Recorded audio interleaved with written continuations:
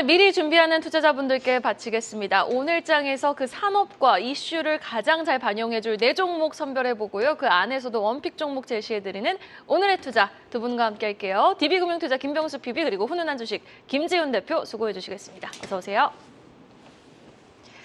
자, 그럼 김병수 PB님부터 한번 시작을 해보도록 하겠습니다. 지난 관심주 또 SL이 이미 많이 올라왔다 싶었는데 언급해주신 이후로도 좀 반응이 좋아가지고 오늘 종목도 좀 기대가 되거든요. 오늘의 4종목 어디서 좀 선점해 오셨을까요?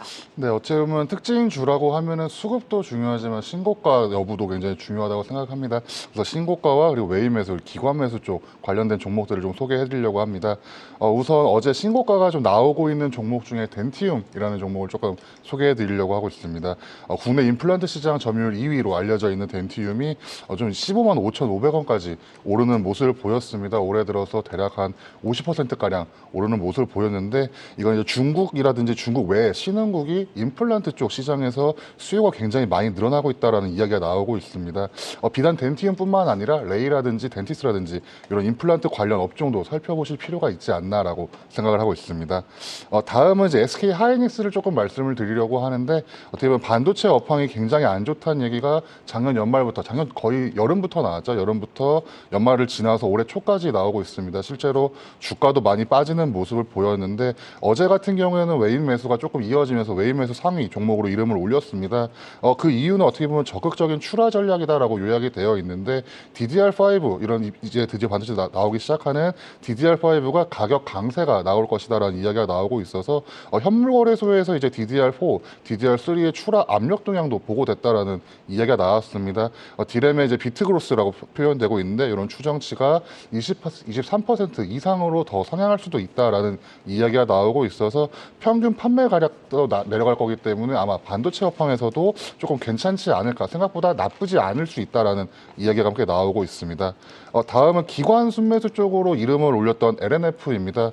LNF 같은 경우에는 지금 주가가 많이 올랐다가 조금 반납하는 모습을 보여서 좀 답답한 모습을 보이고 있기도 한데 LNF 같은 경우에는 이제 탈중국을 위한 전구체 공장을 검토한다라는 긍정적인 이야기가 나왔습니다. 뭐 위치는 새만금이다라고 좀 구체적으로 나오고 있는데 이 지금 우리나라에 굉장히 전구체 공장이나 이런 합작법인들이 또는 단독 공장들이 많이 나오고 있습니다.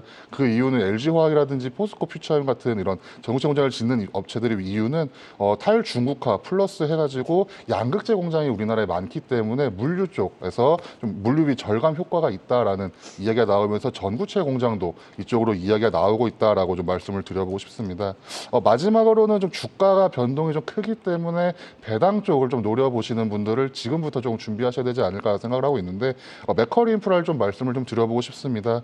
맥커리 인프라는 뭐 다들 아시다시피 리츠와는 조금 차이가 있는데 SOC 사회 기반 시설에 대한 통행료라든지 이용료에 대한 이런 수익권을 가지고 매출이 나오는 기업이다라고 알려져 있습니다. 대략 한 6%, 5%, 6%가량 배당 수익률이 나오고 있었는데 올해 같은 경우에는 대략 6.6%까지도 배당 수익률이 높아질 수 있다라는 긍정적인 리포트가 나왔습니다.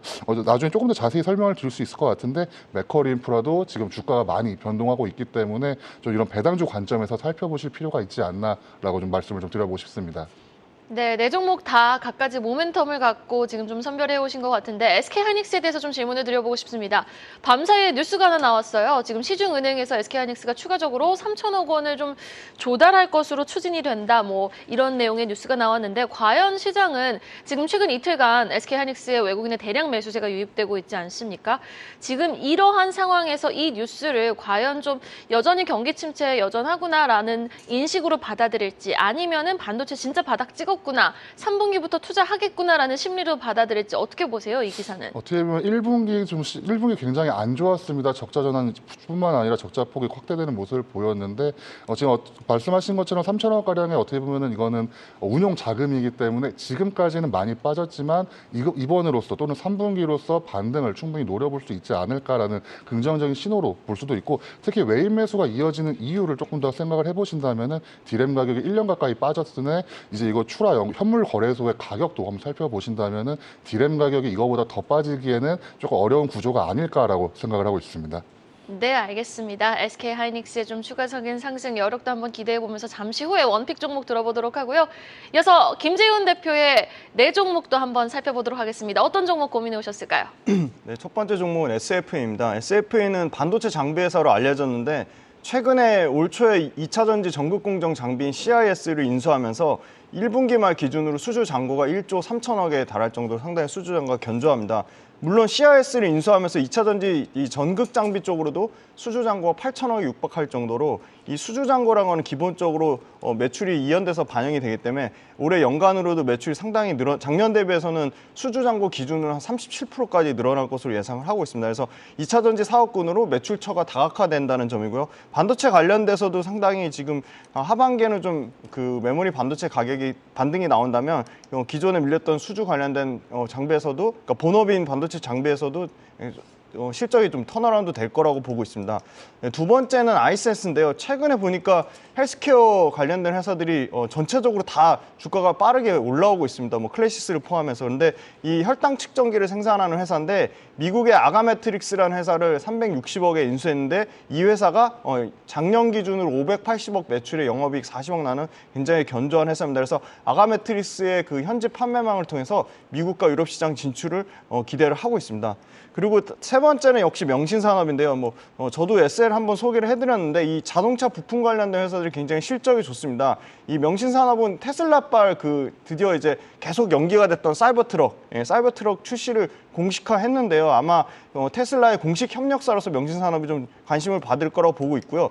이 소위 말하는 핫스태핑 기술, 이 금속을 가열한 뒤에 성형시켜서 급속 냉각해서 이 만드는 게 이 경량화에 당연히 그걸 이슈를 갖고 있기 때문에 이 경량화할수록 배터리 수명을 최대한 길게 유지할 수 있기 때문에 계속적으로 전기차 시장의 이 경량화 요구에 부합하는 종목이라고 말씀드릴 수 있겠습니다.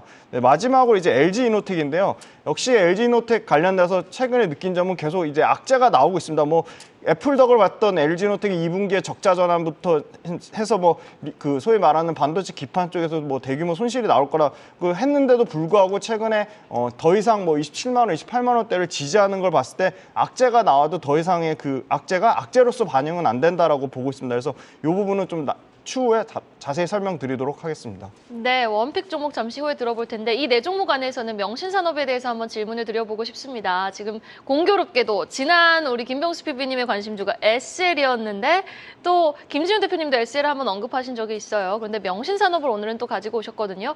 사실 차량 경량화 관련 종목으로 알려진 명신산업은 지금 상대적으로 다른 자동차 부품주 대비 굉장히 많이 내려와 있어요. 많이 못 올라왔다는 뜻인데 오히려 이게 지금 기회가 될 수 있고 아니면 계속 가는 종목에 관심을 가져야 되는 거 아닌가 좀 혼돈이 오시는 투자자분들이 있으실 것 같은데 그래도 SL이 명신산업이 SL에 이것보다 낫다라는 구체적인 투자 포인트가 있을까요?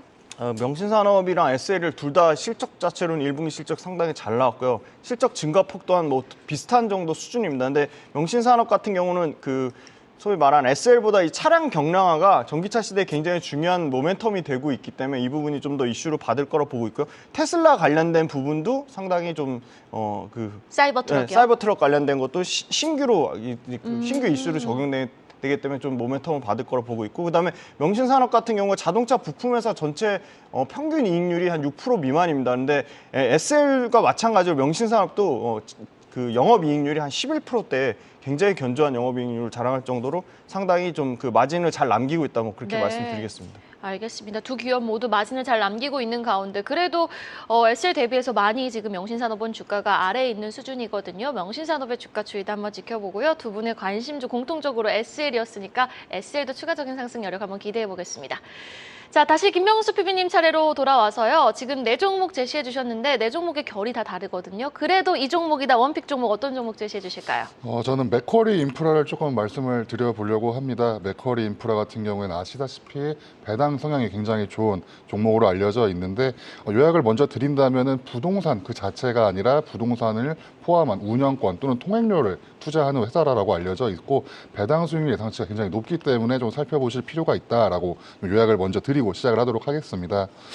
리츠와 조금 많이 비교를 하고 있습니다. 리츠와의 조금 차이점을 먼저 말씀을 드린다면은 리츠 같은 경우에는 상업용 건물, 오피스 오피스텔이라든지 이런 건물에 투자하고 있는데 맥쿼리 인프라 같은 경우에는 사회 기반 시설 SOC에 투자를 하고 그 통행료가 주요 수입원이다라고 알려져 있습니다. 이게 리츠와의 가장 큰 차이점이고 배당주를 찾으실 때 이 두 가지 차이점을 조금 보시고 생각하셔야 될 것 같다라고 말씀 먼저 드려보고 싶고 특히 맥쿼리 인프라 같은 경우에는 인천국제공항 고속도로라든지 천안 논산 고속도로 그리고 우면산 터널 그리고 서울 춘천 고속도로 등 이런 어떻게 보면 이런 대표적인 유료 도로가 있고 이런 통행료 수입이 꾸준히 늘어나고 있습니다. 이런 꾸준히 늘어나고 있어서 지난해 4분기에는 순이익이 전년 대비 8%까지도 증가하는 모습을 보였고 앞으로 코로나가 이제 완전히 어떻게 보면 종식되었기 때문에 이동량은 더 많아지지 않을까라고 생각을 하고 있습니다. 꾸준히 배당 수익률은 한 6% 이상을 주고 있는 종목 중에 하나였고요. 이번에 S증권에서 나온 리포트에서는 올해 배당 수익률이 예상치가 6.6%가 나올 것이다라는 기대 어린 시각까지 나오게 되었습니다. 어떻게 보면 주가 변동성이 굉장히 큰 5월이기 때문에 이제는 다시 한번 날 추워질 때 이제 배당주를 한번 고민해 보실 필요가 있지 않나라고 생각을 하고 있고 1분기 매출도 굉장히 좋게 나왔습니다. 크게 성장하는 업체가 아니기 때문에 매출이 1,740억 원, 그 영업이익이 한 1,500억 가량 나오게 됐는데 전년 대비 3%, 2%가량 증가하는 모습을 보이고 있다. 꾸준히 증가하는 모습을 보이고 있다라고 말씀 좀 드려보고 싶습니다.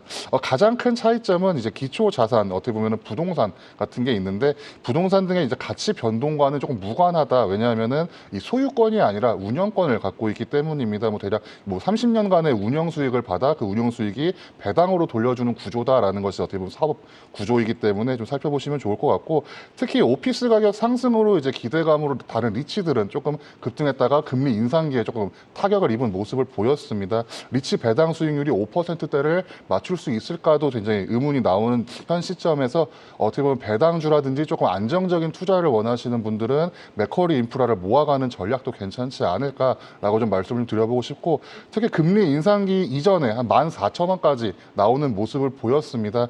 금리 인상기 14,000원 정도가 어떻게 보면 맥쿼리 인프라의 실질적인 실적을 반영한 어떻게 보면 주가라고 말씀을 좀 드려본다면은 지금 현재 12,000원 내외에 지금 주가 가격을 보이고 있는데 조금 올라서 12,770원까지 오르게 되었는데 한 12,000원 선까지 그어놓고 매집을 조금 이어 나가셔서 목표 주가 14,000원 정도로 보시고 투자를 이어 나가신다면은 조금 안정적으로 배당을 받을 수 있는 그리고 또 주가가 우상향을 그릴 수 있는 종목 중에 하나가 아닐까라고 좀 말씀을 좀 드려보고 싶습니다.